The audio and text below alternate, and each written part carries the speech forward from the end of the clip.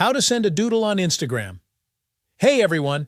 In this quick tutorial, I'm going to show you exactly how to send a doodle on Instagram, whether you want to use fun animated doodles or draw your own inside the chat.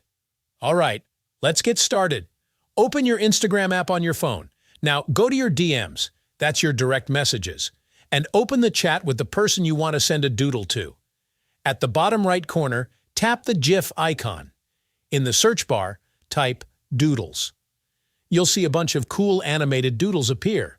Just tap on the one you like, and it'll instantly send in the chat. But if you want to draw your own doodle, here's how. Tap the ++ icon in the bottom right corner, then select Draw. Now you can sketch anything you like. Write, doodle, or just get creative right inside the chat.